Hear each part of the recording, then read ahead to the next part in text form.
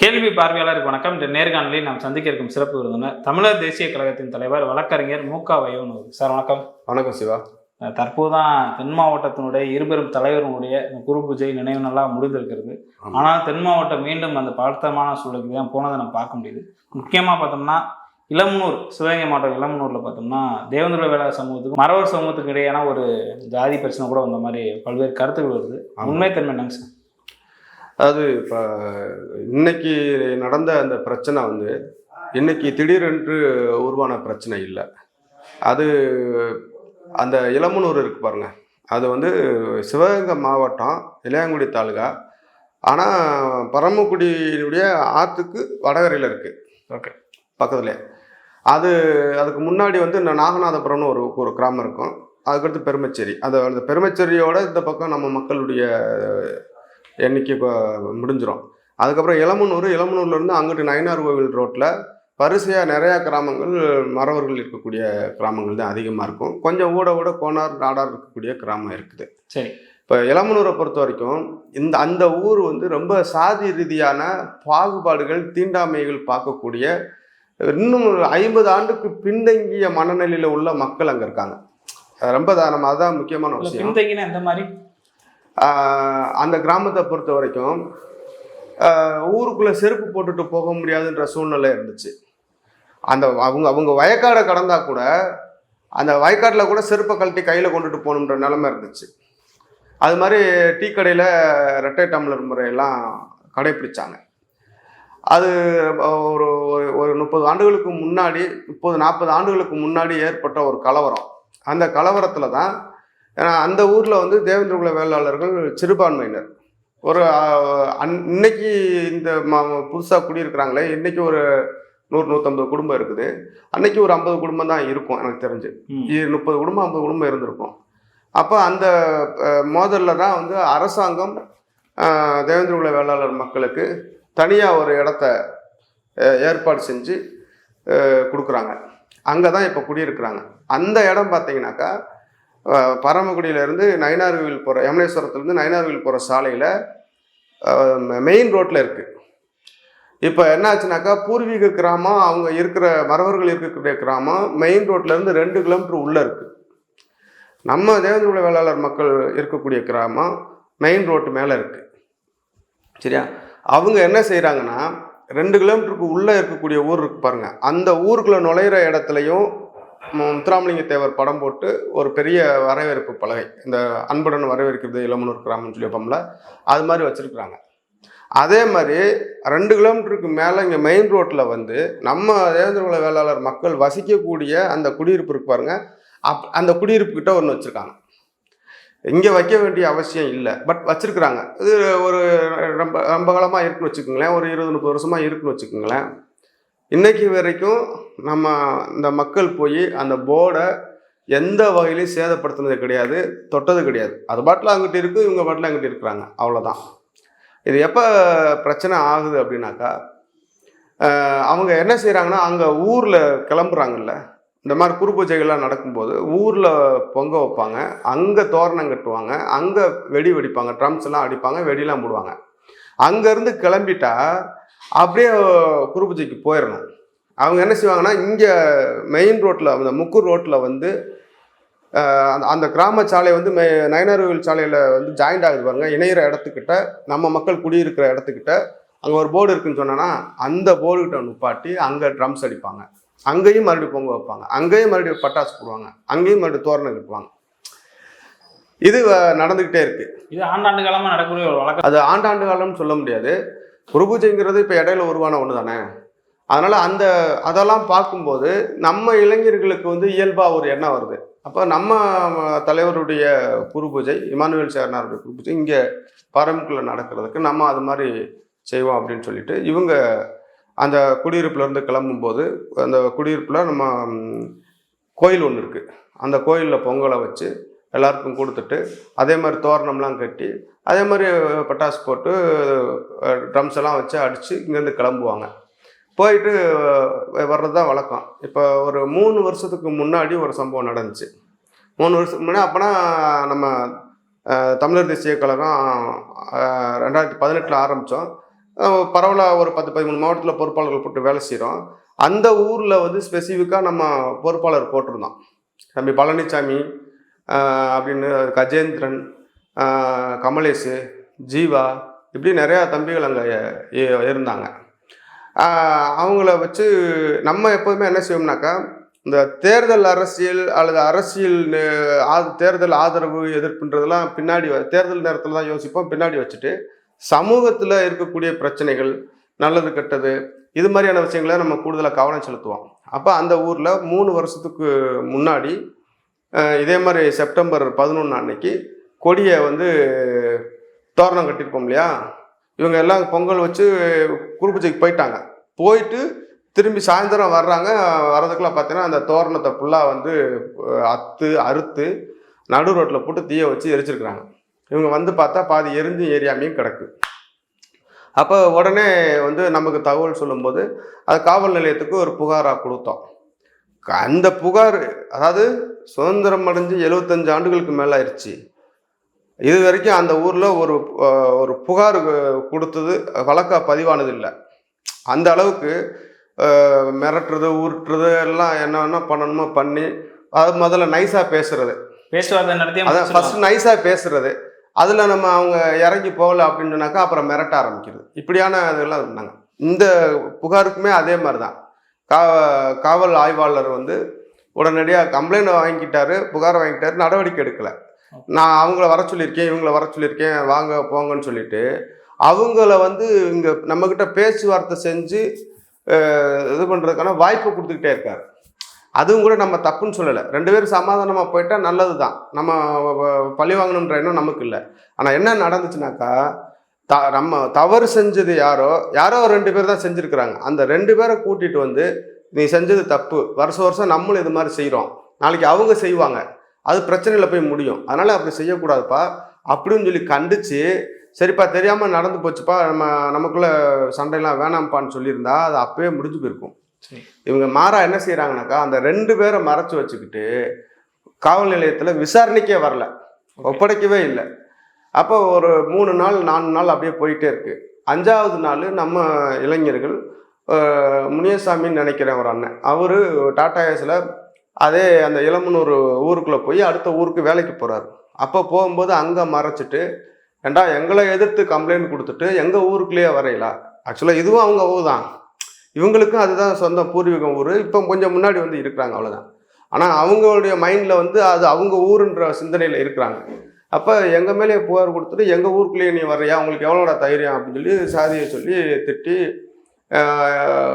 ஏதோ ஒரு வெப்பன்ஸ் வச்சு அடிக்க போகிறாங்க. என்னென்ன வார்த்தைகள்லாம் திட்டினாங்க? என்னென்ன வார்த்தைகள்லாம் திட்டினாங்க? இப்போ உங்களுடைய கிராமப்புறத்தில் தெரியும்ல, ஏண்டா பல்லப்பையில நீ என்னைய எடுத்து கம்ப்ளைண்ட் கொடுத்துட்டு நீங்கள் எங்கள் ஊருக்குள்ளேயே வரையலாடா, உங்களுக்கு எவ்வளோ திமிருடா, எவ்வளோ தைரியம்டான்னு பேசுவாங்கல்ல, அந்த பேச்சு தான். அதில் வந்து இந்த தம்பி தூரமாக பார்க்கும்போதே ஒரு சுதாரித்து வீடியோ போட்டார் மொபைலில்.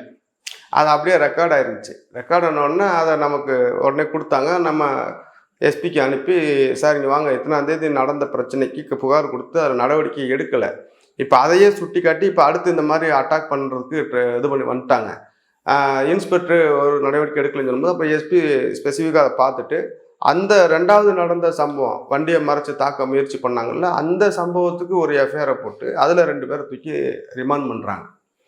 இந்த ரிமாண்ட் நடந்ததுக்கப்புறம் அவங்களால தாங்கி கொள்ளவே முடியல.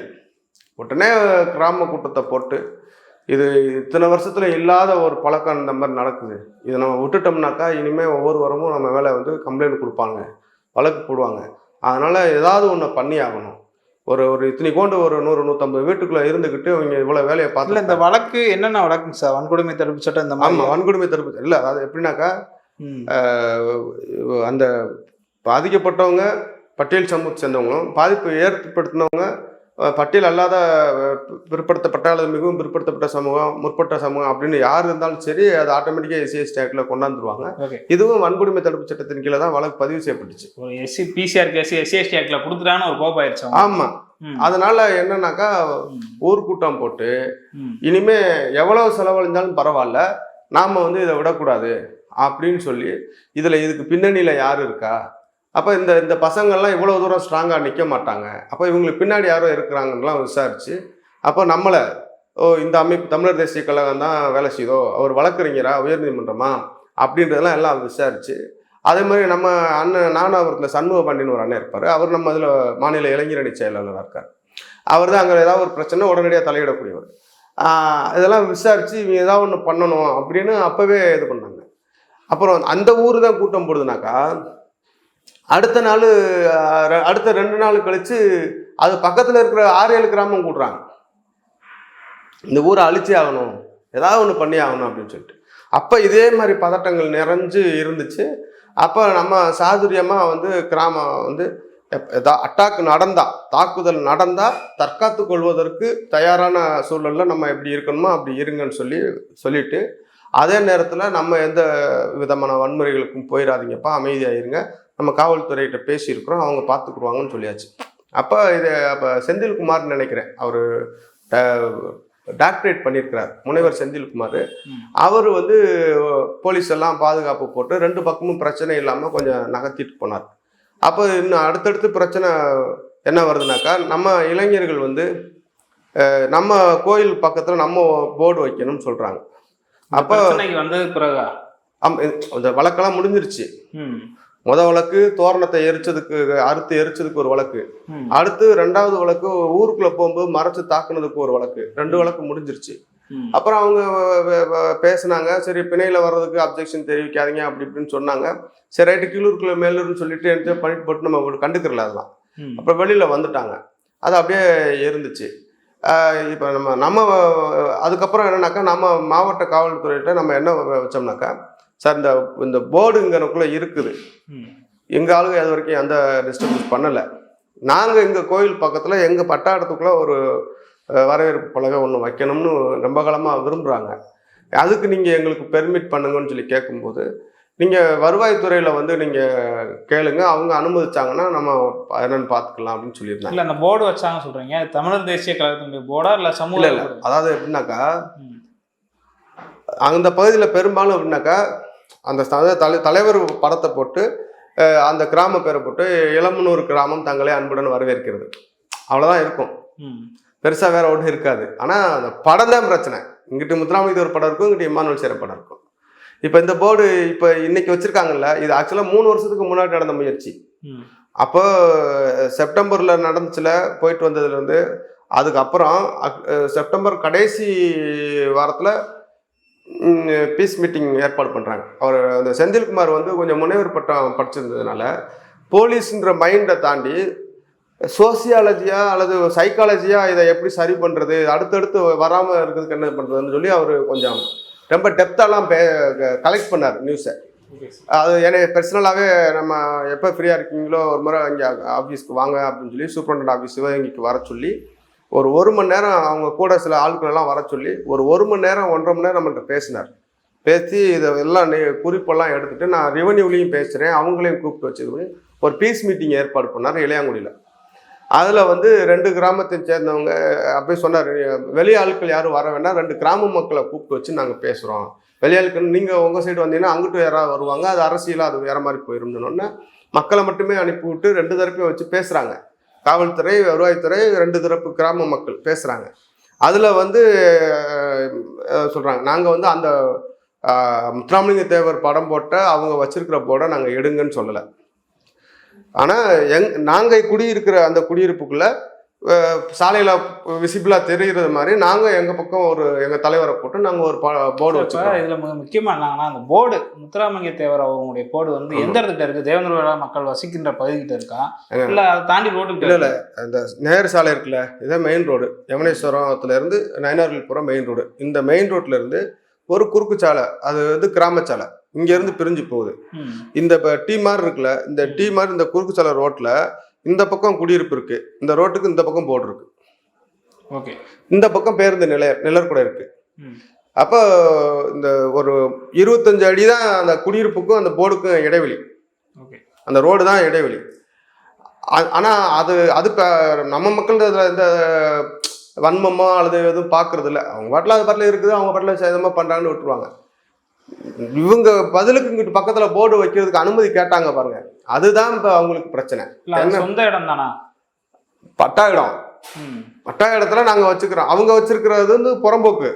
சாலையில ஓரத்துல அந்த கார்னர்ல வச்சிருக்காங்க, அது புறம்போக்கு. இல்ல அந்த போர்டு எத்தனை வருஷம் இருக்கு அப்ப? அது ஒரு 20-30 வருஷம் இருக்கும். இவங்க நம்ம பசங்க வந்து இப்போ வைக்கிறதுக்கு இப்போ ஏன்னா இவங்க எப்போ அரசியலா அவங்க சமூகமா உணர்வாகிறாங்களோ எழுச்சி பெறாங்களோ அப்பதான் அவங்களுக்கும் ஒரு அமைப்பு அரசியல்னு போவாங்க. இப்போ அந்த கிராமத்துல இருந்து கொஞ்சம் அரசியலா சமூகமா கொஞ்சம் உணர்வு வந்து மாறுறாங்க, அமைப்பா மாறுறாங்க. அது போக வந்து போர்டு வைக்கிறதுக்கு ஆசைப்படுறாங்க. எத்தனாம் தேதி அது இந்த முயற்சி எடுக்கிறாங்க? போர்டு வச்சிட்டாங்களா இல்ல முயற்சி? ஆக்சுவலா வந்து 3 வருஷத்துக்கு முன்னாடி பேசுனது அமைதி கூட்டத்துல என்ன நடந்துச்சுனாக்கா, ஒன்று அவங்க அனுமதி கேட்குறாங்க, அவங்க வைக்கிறதுக்கு நீங்கள் எதிர்ப்பு தெரிவிக்காதீங்க. இல்லை நீங்கள் அப்படி எதிர்ப்பு தெரிவிச்சிங்கன்னா நாங்கள் மொத்தத்தில் அந்த சாலையில் இருக்கக்கூடிய மெயின் ரோட்டில் எங்கெங்கெல்லாம் இருக்கோ கொடி கம்பம் பெயர் பலம் எல்லாத்தையுமே எந்த சாதி வச்சுருந்தாலும் எந்த கிராமத்தில் வச்சுருந்தாலும் எல்லாத்தையும் எடுக்க சொல்லி நாங்கள் உத்தரவு போட வேண்டிய வரும்னு சொல்கிறாங்க. அப்போ நாங்கள் என்னென்னு கேட்டுட்டு சொல்கிறோம்னு சொல்லிட்டு அப்படியே வெளிநடப்பு பண்ணிவிட்டு திருப்பி மீட்டிங்க்கு வரல, பேச்சுவார்த்தைக்கு அப்படியே போயிட்டாங்க. அப்போ அங்கேயும் ஒரு தீர்மானகரமான எந்த முடிவும் எடுக்கல, அப்படியே கடந்து போச்சு. ஆனால் தீர்மானம் வந்து இருக்குது, ரிட்டனாக எழுதி கையெழுத்து அவங்களும் அரசு ரெவென்யூ தரப்பு போலீஸு நம்ம மக்கள் கையெழுத்து போட்டதற்கு அவங்க கையெழுத்து போடாமல் போயிட்டாங்க. அதனால் அப்படியே நிற்கிது. இப்போ இந்த 2 வருஷம் கழிச்சு இந்த வருஷம் குரு பூஜை ஆரம்பிச்சு பாருங்கள். இந்த வருஷம் நம்ம செப்டம்பர் 11க்கு முடிஞ்சுதானே அக்டோபர் 30 வரும். செப்டம்பர் 11 குரு பூஜை இதே மாதிரி அவங்க நம்ம மக்கள் பண்ணாங்க, போயினாங்க, முடிச்சுட்டு வந்துட்டாங்க. வந்தால் அடுத்த அந்த நைட்டு அல்லது அடுத்த நாளே வந்து தோரணங்கிற எல்லாத்தையும் போலீஸ் வந்து கலட்ட சொல்லிடுவாங்க. ஏன்னா ஏற்கனவே ஒரு பிரச்சனை நடந்திருக்குல்ல, அதனால கலட்ட சொல்லிடுவாங்க. இப்போ இந்த வருஷம் இப்போ இந்த 30க்கு அதே மாதிரி அவங்க வந்து தோரணை கட்டுறாங்க. தோரணம்னா அங்கேருந்து இந்த ரோட்டை கிராஸ் பண்ணி நம்ம குடியிருப்புக்குள்ளே உள்ள அந்த மரம், அந்த போல், மின்கம்பம் இந்த பக்கம்லாம் கட்டி, இந்த பக்கம் நெல்லர்கூட பக்கம் கட்டி, இப்படி டீ சைஸில் இருக்கக்கூடிய ரோட்டில் எல்லா பக்கமும் கட்டுறாங்க. கட்டி எல்லாம் விசேஷம் கும்பிட்டாங்க, முடிஞ்சு போச்சு. குருபூஜை முடிஞ்ச உடனே போலீஸ் வந்து மறுபடியும் கலட்ட சொல்கிறாங்க. அடிக்கடி பிரச்சனை இருக்கனால கலட்டுங்கன்னா அவுக்க முடியான்ட்டாங்க. இன்னைக்கு வரைக்கும் அவுக்கலை. 30ஆம் தேதி முடிஞ்சிருச்சுல, இன்னைக்கு தேதி தானே, 4ஆம் தேதியா, 3ஆம் தேதி, இன்னைக்கு வரைக்கும் அது அவுக்கலை. அங்கே இந்த போராட்டம் நடத்துகிறப்ப நீங்கள் பார்த்தீங்கன்னா அந்த தோரணம்லாம் தெரியும், அப்படியே இருக்குது. இப்போ நம்ம இளைஞர்கள் என்ன பண்ணிட்டாங்கன்னா நேற்று, ஏன்னா நீண்ட காலமாக நம்ம சொல்லிக்கிட்டே இருக்கிறோம், நம்ம செய்ய முடியாமல் இருக்கிறோம்னு சொல்லிட்டு நம்ம கேட்குறாங்க, பட்டா இடத்துல வைக்கிறதுக்கு நம்ம எதுவும் அனுமதி வாங்கணுமான்னு கேட்குறாங்க. இல்லை அப்படியான நடைமுறையெல்லாம் ஒன்றும் இல்லை தம்பி, பொது இடத்துல வெளியில் வச்சா நம்ம அவங்ககிட்ட அனுமதி வாங்கணும், பட்டா இடத்துல நீங்கள் வச்சுக்கோங்க அப்படின்னு. அப்போ அவங்க ஏதோ ரெடி பண்ணி ஒரு போர்டை வச்சுட்டாங்க.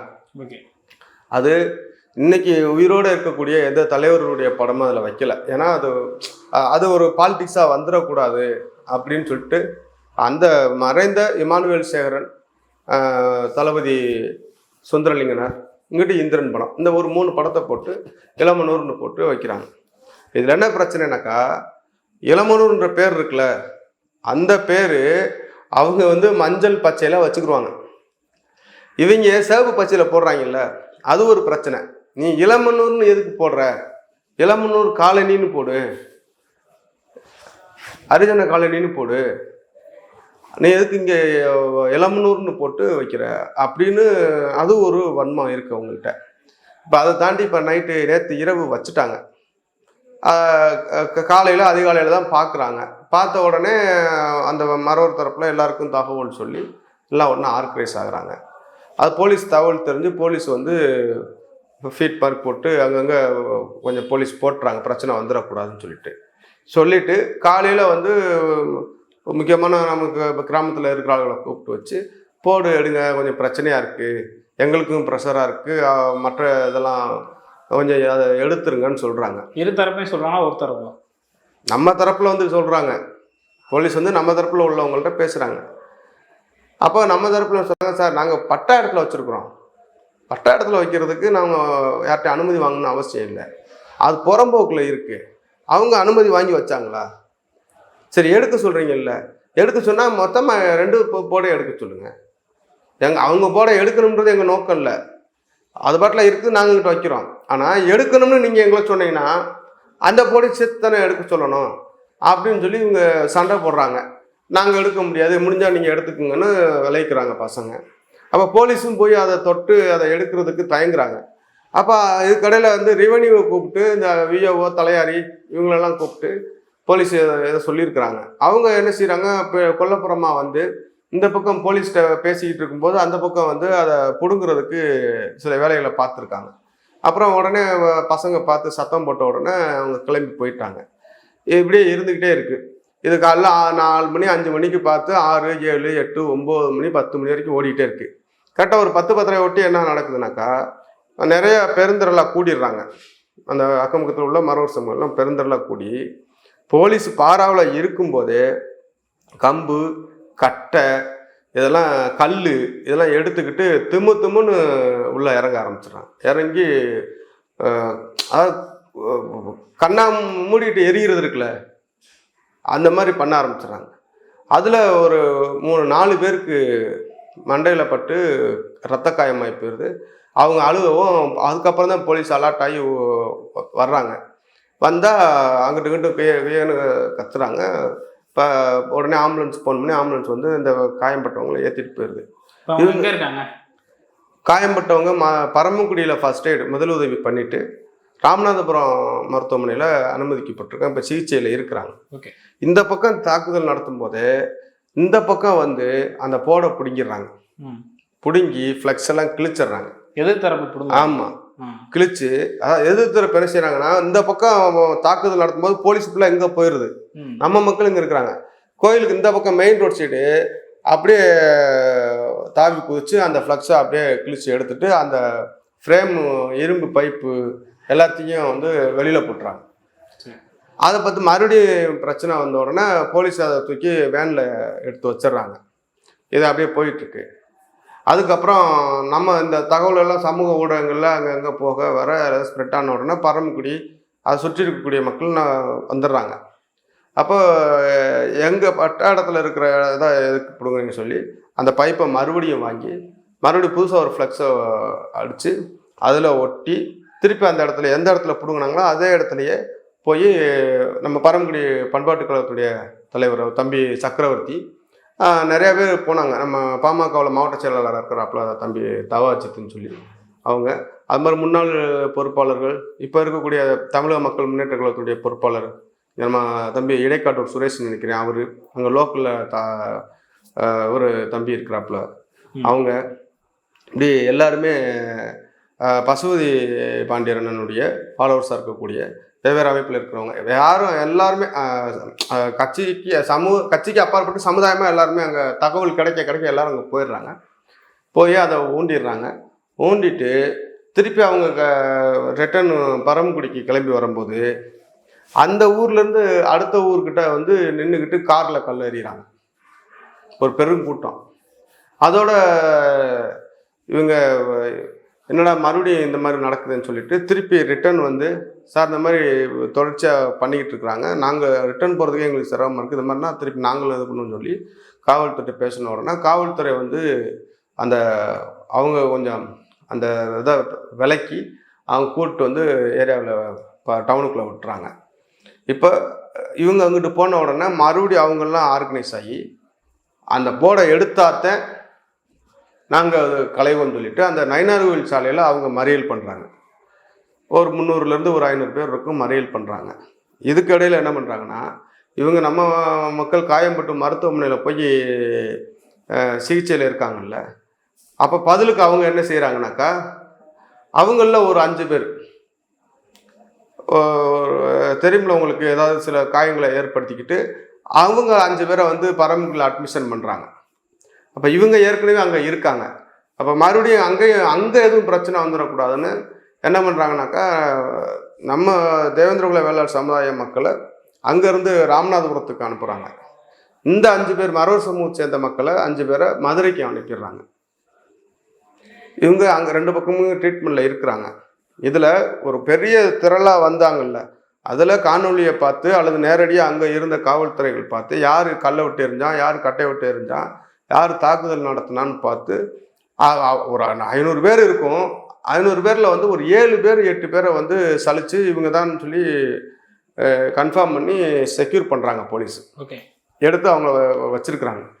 இப்போ அந்த 7 பேரையும் விடுதலை செய்யணும், இந்த போரையும் எடுக்கணும். இந்த 2 விஷயத்தை வச்சு அவங்க நயினார்கோவில் சாலையில் மறியல் பண்ணுறாங்க. இந்த தகவல் வந்து பரம்குடி பகுதியில் இருக்கக்கூடிய தேவேந்திர குல சமூக மக்களுக்கு தெரிஞ்ச உடனே அங்கே 5 முனை சாலை, அது ஒரு முக்கியமான சாலை, அந்த சாலைக்கு எல்லாரும் கூடுறாங்க. அங்கே கூடி அந்த சாலையில் மறியல் நடக்குது. இப்போ வரைக்கும், இப்போ மணி 10 மணி ஆக போகுது, இந்த நிமிடம் வரைக்கும் அங்கே மறியல் நடந்துக்கிட்டு இருக்கு. காவல்துறைக்கு இது ஒரு நெருக்கடியான ஒரு சூழல். இது எப்படி கையாளுறது, என்ன செய்யறது, ரொம்ப சின்ன எப்படின்னா அது பயங்கரமான ஒரு டெம்டேஷனாக மாறிடும். அப்படிங்கிறதுனால அது உடனடியாக எந்த நடவடிக்கையும் எடுக்க முடியாமல் அதே நேரத்தில் காயப்பட்டவங்கள சிகிச்சைக்கு அனுப்பிட்டு இதில் சம்மந்தப்பட்டவங்கள ஒரு 7 பேரை மட்டும் அவங்க கைது பண்ணியிருக்கிறாங்க.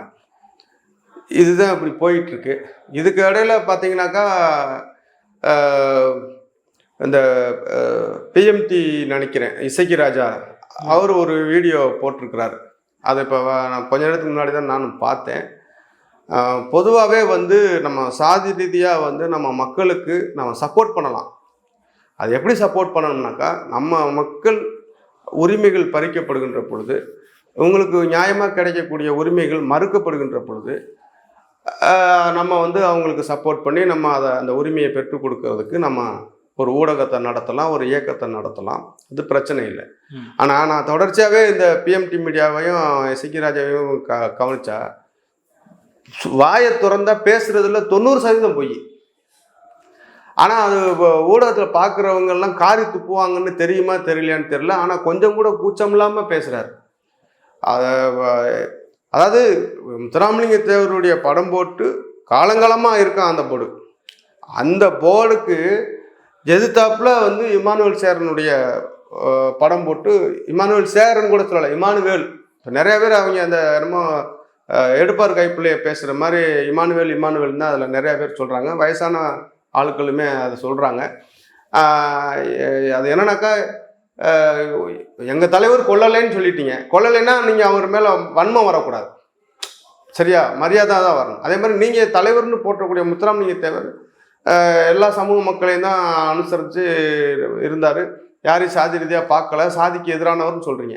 ஆனால் அவரை ஃபாலோ பண்ணக்கூடிய இவங்க எல்லாருமே பயங்கர வன்மம் பிடிச்ச ஆளுங்களா, அவங்க சாதி வெறி பிடிச்ச ஆளுங்களாக இருக்கிறாங்க. அது என்ன சொல்கிறாரு, இந்த வேனுக்கு முன்னே திட்டமிட்டு முத்துராமலிங்க தேவர் போட்டுக்கு எதிர்த்தாப்புல இமானுவேல் சேரன் போட கொண்டாந்து வைக்கிறாங்க. கலவரம் பண்ணணும்னே வைக்கிறாங்க, திட்டமிட்டே வைக்கிறாங்க. போலீஸ் வேடிக்கை பார்க்குது. அதே மாதிரி அவங்க ஒரு கம்ப்ளைண்ட் கொடுத்துட்டா கண்ணை மூடிட்டு எஃப்ஐஆர் போட்டுறாங்க தமிழ்நாட்டில். ஏன் வந்து இந்த எஸ்சி மக்களுக்குன்னா அரசு காவல்துறை இவ்வளவு சப்போர்ட் பண்ணுதுன்னு எங்களுக்கு தெரியலை அப்படின்னு சொல்கிறார். இது வந்து முழுக்க முழுக்க பொய். இதில் எதுவுமே உண்மை கிடையாது. நீங்கள் தமிழ்நாட்டில் எங்கே நீங்கள் கம்ப்ளைண்ட் கொடுத்தாலும் வன்கொடுமை வழக்கு பதிகிறதே கிடையாது. இன்னைக்கு வா, காலையில் வா, ரொம்ப அடிதடியாகி காயங்களாகி சிவியராக பிரச்சனை ஊடகங்கள் வழியில் போனால் தான் நடவடிக்கையே எடுக்கிறாங்க. அதுலேயும் நீங்கள் ஒரு 10 பேர் கொடுத்தோம்னா 2 பேருக்கு தான் போடுவான் வழக்கு. அந்த மாதிரி தான் போயிட்டுருக்கு. அதே மாதிரி சார்ஜீட்டில் வேணுக்குன்னே தப்பும் தவறுமா போட்டு சார்ஜீட் தாக்கல் பண்ணுறது, குற்றப்படலாம் இறுதியாக இருக்க, அது கோர்ட்டில் நிற்காது கேஸ். இன்னொன்று என்ன செய்வாங்கனாக்கா, இதே இப்போ இந்த விஷயத்தில் நடக்குதுல அதே மாதிரி தான், டக்குன்னு அந்த பக்கம் 2 பேரை போய் படுக்க வச்சுக்கிட்டு அவங்கக்கிட்ட கம்ப்ளைண்ட் வாங்கி இவங்க மேலே எஃப்ஐஆர் பண்ணும். இது நீங்கள் வேணால் நீங்கள் ஏற்கனவே ஒரு காணொலியிலேயே நான் சொல்லியிருக்கேன், இப்போவும் நீங்கள் எடுத்துக்கோங்க. தமிழ்நாடு நீங்கள் ஆர்டிஐயில் தகவல் கேளுங்க. தமிழ்நாடு முழுக்க எங்கெல்லாம் SC/ST ஆக்டில் வந்து வழக்கு போட்டிருக்காங்களோ அங்கே எல்லாம் இந்த கிரைம் நம்பருக்கு முதல் நம்பரு அல்லது இந்த கிரைம் நம்பருக்கு அடுத்த நம்பர் கண்டிப்பாக வந்து எதிர் வழக்கு இருக்கும். கவுண்டர் கேஸ் இல்லாத SC/ST அட்ராசிட்டிஸ் ஆக்டில் எஃப்ஐஆரே கிடையாது. அதுதான் தமிழ்நாட்டில் இன்னைக்கு உள்ள நிலைமை. இந்த நிலைமை வந்து இசக்கி ராஜாவுக்கு தெரியுமா இல்லையான்னு தெரியல. இந்த காணொலியை பார்த்து தெரிஞ்சுக்கிறட்டும். இன்னொரு விஷயம், எங்கள் மக்களுக்கு அங்கே ஏதாவது ஒன்றுனா தமிழ்நாடே கலவரம் வெடிக்கும்னு சொல்கிறாரு. நீங்கள் இசக்கி ராஜாவை நான் சொல்கிறேன், இசக்கி ராஜாவை நேரடியாக நாளைக்கே கூட வர சொல்லுங்கள். அதே இளமனூர் கிராமத்துக்கு. அவர் மட்டும் இல்லை, வேற அந்த சமுதாயத்துக்காக பாடுபடக்கூடிய எந்த அரசியல் தலைவர் வேணாலும் வரட்டும், விசாரிக்கட்டும். களத்தை பார்க்கட்டும் நேரடியாக. தேவேந்திர குல வேளாளர் மக்கள் மீது தப்பு இருந்தால் சொல்லட்டும். நான் உட்பட அங்கே இருக்கக்கூடிய முக்கியமான ஆட்கள் நாங்கள் வரோம். ஆனால் தவறு அவங்க பக்கம் இருந்தால் அதை கண்டிக்கிறதுக்கு தைரியம் இருக்கணும் உங்களுக்கு. சரிதானா? ஏன்னா விழிஞ்சு எந்திரிச்சா அந்த போர்டில் தான் நம்ம மக்கள் முழிக்கிறாங்க. ஒரு நாள் கூட சும்மா போகிற போக்கில் இப்படின்னு துப்பி விட்டுட்டு கூட போகலாம். ஒரு நாள் கூட அதை செஞ்சது கிடையாது. அவ்வளவு ஒழுக்கமான ஒரு நேர்மையான ஒரு வாழ்க்கையை வாழ்ந்துக்கிட்டு இருக்காங்க. இவ்வளவுக்கும் ஒரு கலவரத்தால் பாதிக்கப்பட்டு இங்கே வந்தவங்க அந்த பாதிப்பெல்லாம் மறந்துட்டு இருக்காங்க. இவங்க வேணுக்கு நான் என்ன சொன்னாக்கா, அந்த சாலையில் 2 பக்கமும் இருக்கக்கூடிய பல கிராமங்களில் கொடியும் இருக்குது, போர்டும் இருக்குது. கோனார் சமூகம் வச்சுருக்கிறாங்க, நாடார் சமூகம் வச்சுருக்கிறாங்க, மறவர் சமூகம் வச்சுருக்கிறாங்க, எல்லாம் வச்சுருக்கிறாங்க. இவங்க தேவேந்திர குல வேளாளர் சமூகம் வைக்கிறதுல உங்களுக்கு என்ன பிரச்சனை? இப்போ நிறைய நகரத்தில் இப்போ இருக்கிற ஆளுங்கள்லாம் என்ன செய்கிறாங்கனாக்கா, இந்த காலத்தில் யாருங்க சாதி பார்க்குறா? இப்போலாம் இப்போ மாரி செல்வராஜ் படம், பாரஞ்சித் படம், இந்த படங்கள் வருதுல்ல, அதையே அவங்களால சகிச்சுக்கிற முடியல. இல்லை இவங்க பேசுறது மனித நேயத்தை பேசுறாங்க, மனிதர்களுக்குள்ள பாகுபாடு இருக்கிறத பேசுறாங்க, சுட்டி கட்டுறாங்க. இது சாதி படமா? அவங்க எடுத்த தேவர் மகன்ல இருந்து கவுண்டர்ல இருந்து எத்தனையோ படங்கள் வந்துச்சு. இப்ப சாதி ஆணவ படுகொலையை ஆதரிச்சு கூட 2 படம், அங்கிட்டு கவுண்டம்பாளையன்னு ஒரு படம் வந்துச்சு, இங்கிட்டு ஏதோ ஒரு பெண் தெய்வம் பேர்ல ஒரு படம் வந்துச்சு.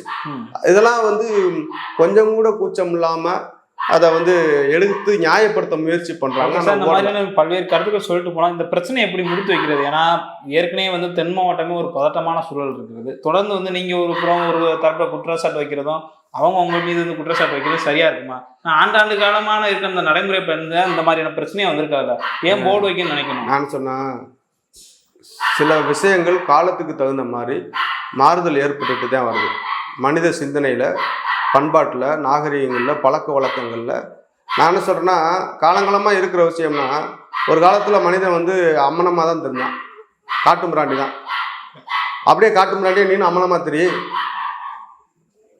அப்புறமா சொல்லு, தெரிய முடியாதுல்ல. நல்லா வெள்ளையும் சொல்லியுமா அயன் பண்ணி மடிப்பு கலையாமல் இன்னைக்கு போட ஆரம்பிச்சிட்டோம்ல. சரி, ஒரு காலத்தில் உறவு முறை கிடையாது, விலங்கு மாதிரி தான். உடலுறவு உள்பட சொல்கிறேன், இனப்பெருக்க, அதாவது ஒரு ஆணும் பெண்ணும், அது வயசில் மூத்தவங்க இளையவங்க அந்த கணக்கெலாம் கிடையாது. அப்படி தானே இருந்துச்சு. இன்றைக்கி அப்படி இருக்க முடியுமா? இருக்க முடியாதுல்ல. அப்போ நம்ம காலத்துக்கு தகுந்த மாதிரி நம்மளுடைய பழக்க வழக்கங்களை, வாழ்வியல் முறைகளை நம்ம மாற்றிக்கிட்டே வரும்ல. அப்போ இதில் மட்டும் ஏன் மாறுதல் நீங்கள் ஏற்றுக்கிற மாட்டேங்கிறீங்க? ஏன் ஏற்றுக்கிற மாட்டேங்கிறீங்க? அதாவது பேசும்போது பயங்கரமாக பேசுறது. முத்துராமலிங்க தேவர் நிலத்தை கொடுத்தாரு, கோயிலுக்குள்ளே கூட்டிகிட்டு போனார், பாகுபாடு இல்லாமல் இது பண்ணாருன்னு நிறையா எழுதுறது, நிறையா பேசுறது. ஆனால் நடைமுறைன்னு வரும்போது அப்படியே அப்பட்டமாக அதுக்கு எதிராக சாதி வெறியோட செயல்படுறது, பாகுபாடு பார்க்குறது, வன்கொடுமைகளை நடத்துறது. அப்போ பேச்சு ஒன்றும் செயல் ஒன்றாவும் இருக்குது. நீங்கள் எப்போ பேச்சுக்கும் செயலுக்குமான இடைவெளியை குறைச்சி நீங்கள் வாழ ஆரம்பிக்கிறீங்களோ அப்போ தான் இந்த பிரச்சனைக்கு முடிவு வரும்.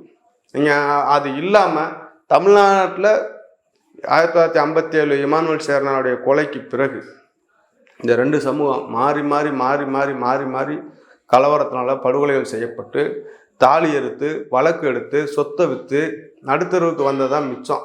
இது நான் ஏற்கனவே ஒரு காலையில் ஒரு இடத்துலையே நான் பேசியிருக்கிறேன். இதை எப்போ அவங்க உணர்றாங்களோ, நம்ம எப்படி நமக்கு இருக்கிற கைகால், நமக்கு இருக்கிற உடல் உறுப்புகள் மாதிரி தான் அவங்களுக்கும் இருக்குது, அது நமக்கு இருக்கிற வலிமை தான் அவங்களுக்கும் இருக்குது. இதை 2 சமூகமும் கடந்த கால கலவரங்களில், படுகொலைகளில் நிரூபிச்சுட்டாங்க. இன்னும் எத்தனை வருஷத்துக்கு இதை நீங்கள் நகர்த்தி கொண்டு போக போகிறீங்கன்னு விரும்பலை, எனக்கு தெரியலை. உள்ளபடியே நீங்கள் காவல்துறையும் சரி, அரசாங்கமும் சரி, எத்தனையோ விஷயங்களுக்கு, விளம்பரங்களுக்கு தேவையில்லாத செலவுகள்லாம் விழிப்புணர்வுங்கிற பேரில் பண்ணுறாங்க. இந்த பாகுபாடு, மனிதர்களை மனித நேயத்தை வளர்க்கணும், மனிதர்களுக்கு இடையில் ஏற்றத்தாழ்வு கூடாது, நம்ம எல்லாரும் சமம் அப்படின்ற ஒரு சிந்தனையை ஒரு விழிப்புணர்வாக உளவியல் ரீதியாக எனக்கு பாடத்திட்டத்திலேயே கொண்டு வரணும். சும்மா என்னன்னாக்கா சம்பிரதாயத்துக்கு உறுதிமொழி எடுக்கிறது, சம்பிரதாயத்துக்கு ஒரு விஷயத்தை பேசிட்டு போகிறதுக்குள்ள அது இருக்கக்கூடாது. உள்ளபடியே உங்களுக்கு உளவியல் சிகிச்சை கொடுக்கணும். கொடுத்து நம்மளை மாதிரி தான் அவங்கள மாதிரி தானே நம்ம அப்படின்ற ஒரு எண்ணத்துக்கு கொண்டு வந்தால் மட்டும்தான் இந்த கலவரங்கள் அடுத்தடுத்து பாகுபாடுகள் நடக்காமல் இருக்கும். இவங்க என்ன செய்கிறாங்கனாக்கா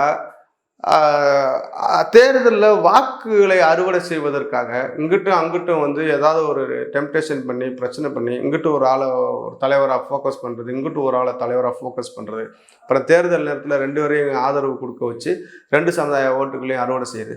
இப்படி ஒரு போயிட்டே இருக்குது. ஒரு பக்கம் நம்ம கட்சியினுடைய கொள்கைகள் எல்லாம் வந்து மனித நேயத்தை நோக்கி சமூக நீதியை நோக்கின்னு போனாலும், இன்னொரு பக்கம் இந்த தேர்தலில் நாற்காலியை தக்க வச்சுக்கிறதுக்காகவோ கைப்பற்றுவதற்காகவோ சாதி ரீதியான உணர்வை அதை ஒரு குழுவாக பயன்படுத்த ஆரம்பிக்கிறாங்க. இந்த போக்கு மாறணும். இது மாறி ஒரு எல்லாருமே மக்கள் தான், நம்ம நாடு தான், நம்ம தேசம் தான் அப்படின்ற ஒரு ஓர்மைக்குள்ள வரும்போது மட்டும்தான் இதை வந்து குறைக்க முடியும், தவிர்க்க முடியும். மற்றபடி நீங்கள் இல்லைன்னா காலங்காலத்துக்கு சண்டை நடந்துகிட்டு தான் இருக்கும்.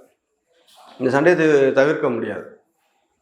ஓகே சார், பல்வேறு கருத்துக்கள் வந்து நம்ம நேர்களுக்காக மிக்க நன்றி சார். நன்றி சார்.